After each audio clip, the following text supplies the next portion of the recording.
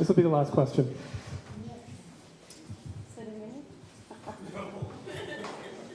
I must tell you that I am sweating here because, after I heard 7 minutes. Well, actually, I am a refugee from Chile, more than 30 years ago. So I know, my husband was talking before, I know the fear that when you hear, you see the news and all that. But my question is more like about the transfer money. I'm here to speak of the CBO, grassroots people, and students, the sandwich generation, put it that way. First of all, see the transfer money. If any of you become MP, how are you going to make sure that the transfer money is allocated, whether for health, whether for shelter, whether for women's, whether for whatever, it's going to be, the promises are going to put it in there and not to pay the debt that they have on. One of the things.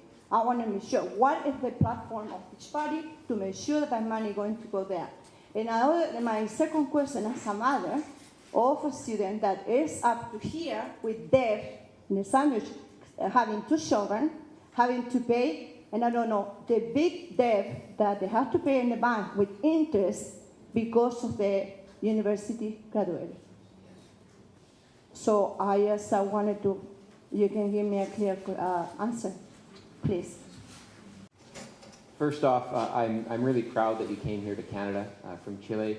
The Chilean community has done a really important cultural role, played an important cultural role here in Regina in shaping our politics and shaping our beliefs.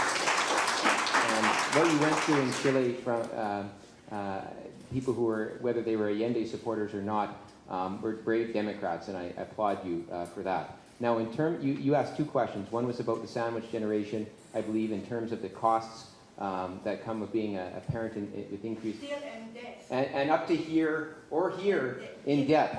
And what we're calling for, first off, with students, you're right. We do need to have guaranteed across the board mandated money that goes to the universities. And you talked about walking the talk on this one, and how do you know? Well, in 2005, Jack Layton amended a Paul Martin budget to guarantee money went to provinces directly for the purposes of capping tuition rates across the country. And we saw that tuition cap instituted here in Saskatchewan. It's now gone. But what we're doing in terms of debt, and there are a lot of young people I see who are now dealing with excessive credit card interest fees, excessive debt. Of course, we're loaning money to the banks, our Bank of Canada, at 0.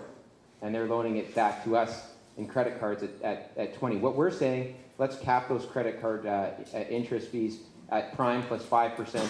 That's adequate for them, but at the same time helps average everyday people. We've got to cut down on the take tangible steps in the CHST and make sure that your concerns are dealt with both in the sandwich generation and for people my age and your kids' age.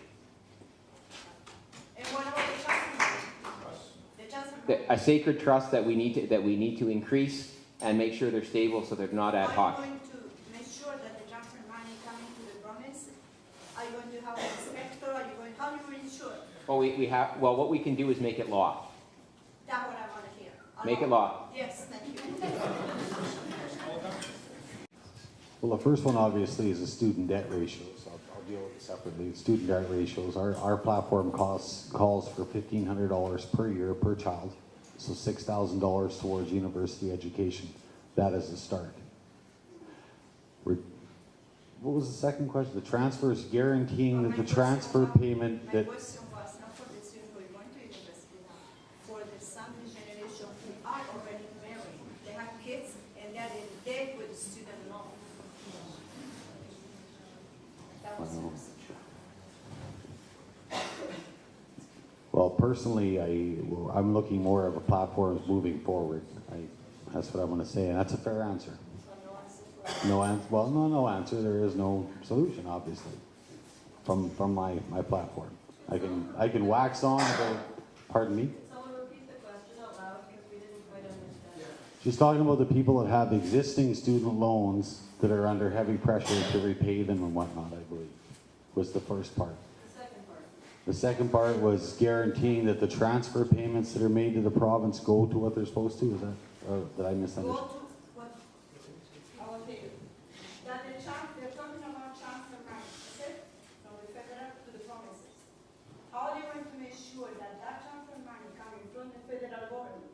going to be allocated